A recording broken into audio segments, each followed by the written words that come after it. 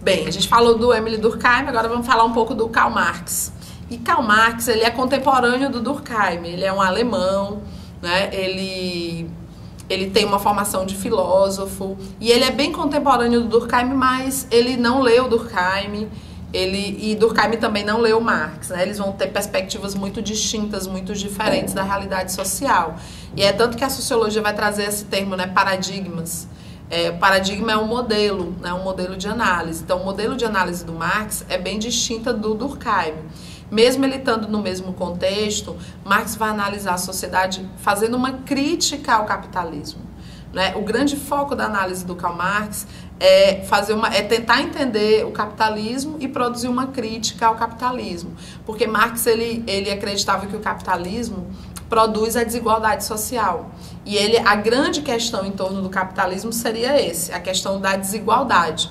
E aí ele vai tentar entender como é todo o funcionamento do capitalismo, como é que se deu esse processo de construção do capitalismo, entender como é que o capitalismo se estrutura, como é que ele funciona, para a partir daí ele construir a sua crítica, né, ao sistema. E Marx, ele tenta trazer uma nova perspectiva para a sociedade, né?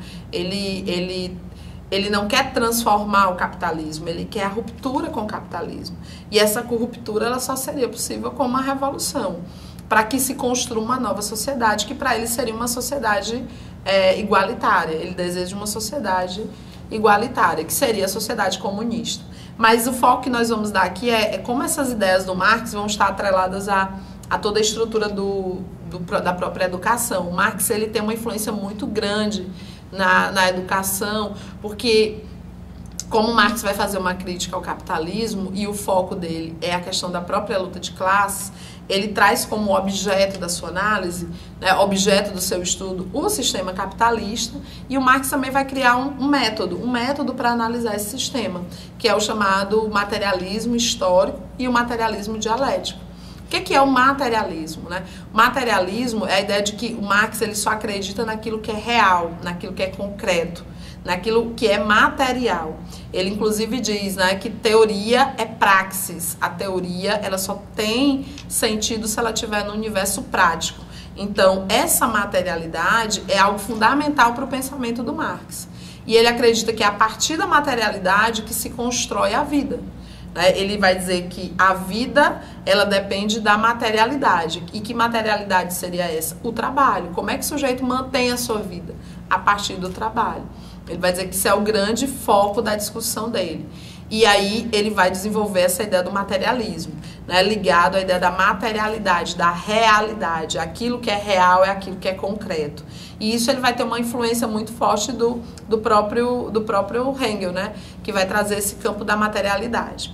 E o que é o histórico, né, para o Marx, né? Marx ele vai construir a sua análise muito fundamentada na história, porque ele acredita que a sociedade e o próprio capitalismo é uma construção histórica. E é preciso entender como é que se deu essa construção.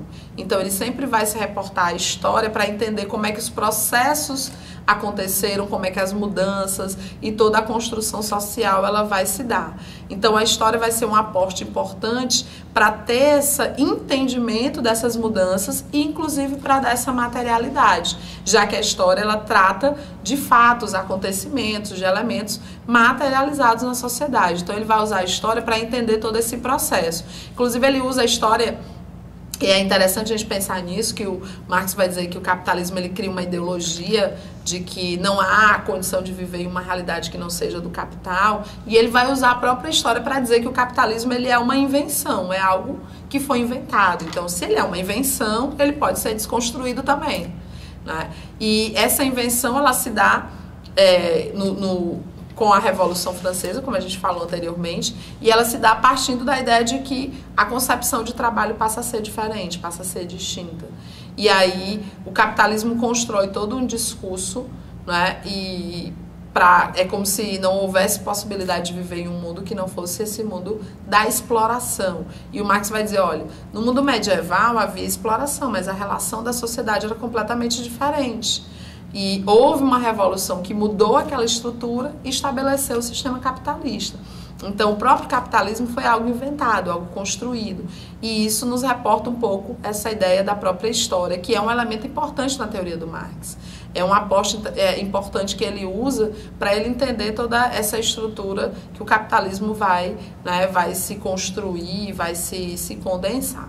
E o Marx também, ele escreveu, inclusive partindo desse campo da historicidade, ele escreveu uma obra chamada 18 de Brumário, que é uma das obras mais importantes dele, e aonde ele vai tentar entender como é que se deu a Revolução Francesa e o início do capitalismo. Então, Marx vai ter toda essa preocupação em iniciar esse processo. E aí, o capitalismo é a grande questão do Marx. E o Marx vai dizer que a história da humanidade é uma história de luta de classes. Ele vai dizer que o capitalismo ele é baseado numa sociedade de conflito, e esse conflito é um conflito de luta de classes.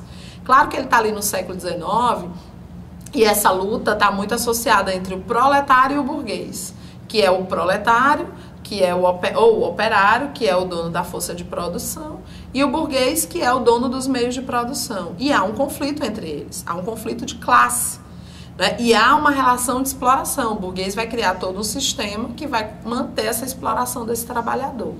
Então, essa noção dessa condição de classe, dessa ideia de que há uma exploração e que a sociedade é toda estabelecida nessa lógica, né, dessa exploração, é que ele vai pensar a educação.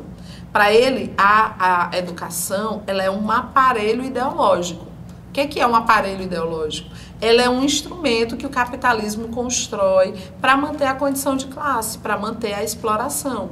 Então, a escola, na visão do Marx, ela não tem esse papel transformador. Ela tem o papel de manter a relação de classe. Um exemplo para a gente pensar um pouco nessa ótica marxista, né? Marx vai dizer, por exemplo, a escola do operário não é a mesma escola do burguês. O acesso ao conhecimento ele vai se dar de formas diferentes. E essa forma diferente é a condição de classe.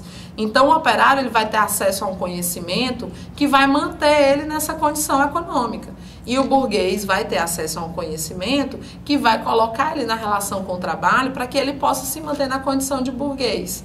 Então, Marx vai dizer que a educação ela será um instrumento para manter a condição de classe. Então, nesse sentido, ela não é transformadora. Ela vai ser um instrumento para manter a condição. Daí o acesso, né, à própria estrutura da educação ser um acesso diferente. Né? A escola, como o operário é construído, o acesso que ele vai ter na formação, ele vai ser direcionado a trabalhos que sejam representativos da sua condição, né, de classe. Então, a educação ela estaria a serviço, né, da burguesia, na perspectiva dele, para manter a exploração, para manter essa relação de classe social. Ele não vê a escola como um instrumento de mudança e de transformação social na sociedade. Então, esse é um ponto importante que vai nortear toda a discussão do Karl Marx. Agora a gente vai lá para pensar um pouco o Weber, o Max Weber, que é o nosso terceiro teórico, né, o teórico clássico aí. Weber também é alemão. Weber já vai estar mais ali no final do século XIX para o século XX.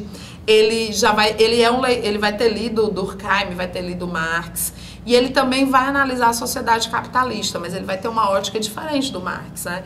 Ele vai pensar o capitalismo não sobre esse aspecto de que o capitalismo gera exploração. Ele é um pensador liberal, ele vai construir a ideia do capitalismo como um sistema que vai promover a ideia do progresso, do avanço, de boas perspectivas para a sociedade, né? E ele está numa Alemanha que é uma Alemanha atrasada ainda. Então, isso terminou gerando uma ideia um pouco pessimista, né, no que se refere à teoria do Max Weber. E o Weber, ele tem um foco muito importante no aspecto da racionalidade. Ele vai dizer que o capitalismo ele insere uma racionalidade econômica. E essa racionalidade ela vai estar em todos os campos, em todas as esferas da sociedade, né? E que estabelece essa relação de classe, mas que não é essa relação de classe como Marx via. É uma relação de classe que é muito mais complexa. Weber traz a sociedade de uma maneira mais complexa. Ele não vê a relação de poder simplesmente atrelada a um poder econômico. Para ele, existem várias esferas de poder. O poder ele não é só econômico. O poder econômico é uma dessas questões. E o Weber ele tem uma preocupação com o campo da cientificidade. A cientificidade é uma grande preocupação do Weber, assim como era para Durkheim, porque Weber vai criar uma nova perspectiva para a ciência. Weber vai colocar a subjetividade como um parâmetro da ciência. E ele vai dizer que a ciência ela é um conhecimento que está ligado ao aspecto objetivo e também subjetivo. Então ele já consegue trazer uma nova perspectiva para o conhecimento científico. E Weber também vai trazer uma questão bem interessante para a teoria dele, que é a representação do indivíduo. O indivíduo para o Weber passa a ser um elemento que interfere na sociedade. Nós vimos que Durkheim e Marx, eles olhavam para o social, era o olhar do todo, era partir do todo para o particular. O Weber não, ele olha o todo e o particular. Ele olha para a sociedade, mas ele olha também para o indivíduo. O indivíduo ele é um instrumento que interfere na sociedade.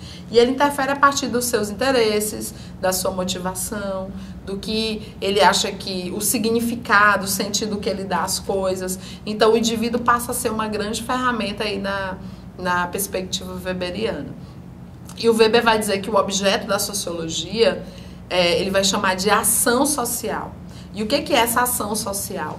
A ação é todo ato ou omissão, não é, que os sujeitos produzem e que dão significado às coisas. Quem é que produz esse significado? O indivíduo. O indivíduo é que dá significado à ação. Quando ele traz isso, ele coloca, né, o indivíduo como um ator social, né, um indivíduo que vai lá e participa, interfere, interage na sociedade. Ele até faz uma analogia que é interessante, que ele vai dizer que a sociedade é como uma teia. Essa teia, ela tem ali nichos e a aranha ela vai construir aquelas representações da teia de formas diferentes, né, de maneiras multiformes. E elas estão todas interligadas, conectadas. Então, a sociedade ela seria como um tecido parecido com uma teia, onde você tem ali várias representações e pode ter várias esferas. Ele vê a sociedade de uma maneira muito mais complexa. E essa complexidade do Weber está atrelado a essa figura do indivíduo, a esse campo subjetivo que ele traz para a ciência. E aí, como é que o Weber ele vai nos ajudar a pensar um pouco a educação? Weber traz um conceito importante, que é a ideia da burocracia, a burocratização. Ele chama a atenção de que o capitalismo ele é todo baseado numa estrutura da racionalidade. Então, é preciso ter um controle e organizar a sociedade. Essa organização se dá através da burocracia. Essa burocracia não é essa burocracia que nós brasileiros comumente nos reportamos. Não é essa ideia de que é um atraso, né, de que é um elemento entrave para as questões sociais. A burocracia ela é um instrumento ordenador, organizador da sociedade. Ela que estabelece as normas, as regras, as funções, as competências, os papéis sociais. Então, ela tem uma função primordial no sentido de organizar todo o processo de estruturação do capitalismo. E a escola, ela entra como um instrumento burocrático, entra como um instrumento que vai ter essa função de organizar toda essa formação, essa construção do sujeito. E ele vai dizer que a escola e a pedagogia, a educação, ela vai se dividir em dois parâmetros, que ele chama de pedagogia do cultivo e pedagogia do treinamento. Essa pedagogia do cultivo, ela está ligada à vocação. O que é a vocação para o Weber? É aquele sujeito que está agindo de acordo com o interesse em produzir, em aprender. A pedagogia do cultivo, ela está baseada na criação. O sujeito ele vai lá produzir os saberes, o foco dele é criar os saberes. Então, o grande objetivo é esse.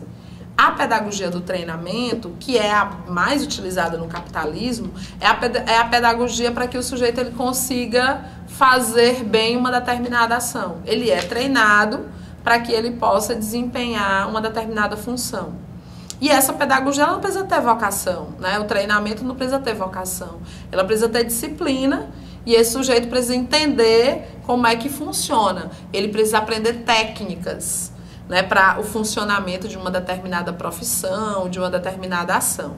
Então, a pedagogia do treinamento, ela termina sendo a pedagogia que é mais utilizada dentro da educação no capitalismo, porque o capitalismo ele quer práticas técnicas, né? Sujeitos específicos, técnicos.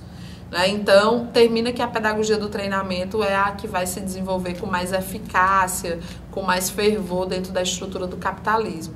E essa pedagogia vai ser, vamos dizer assim, o grande elemento que vai compor a própria educação e a própria escola. Então, a escola vai se construir dentro dessa burocracia, que vai estabelecer as normas, as regras e que vai treinar o sujeito para ele atuar em determinados campos de trabalho, treinar de acordo com os valores, as normas da sociedade, porque ela também vai ter essa perspectiva moral, mas a educação ela vai ter mais essa função de levar o sujeito a desenvolver habilidades para que ele possa atuar dentro da relação com o trabalho, que é um dos grandes elementos do próprio capitalismo. Então, a gente percebeu aí com os nossos teóricos como eles vão ter perspectivas distintas, como eles vão analisar a própria educação de uma maneira diferente a partir das suas teorias. E assim a gente encerra a nossa unidade 2, que é trazendo um pouco esses teóricos da sociologia para pensar o campo da educação. Obrigada, até mais.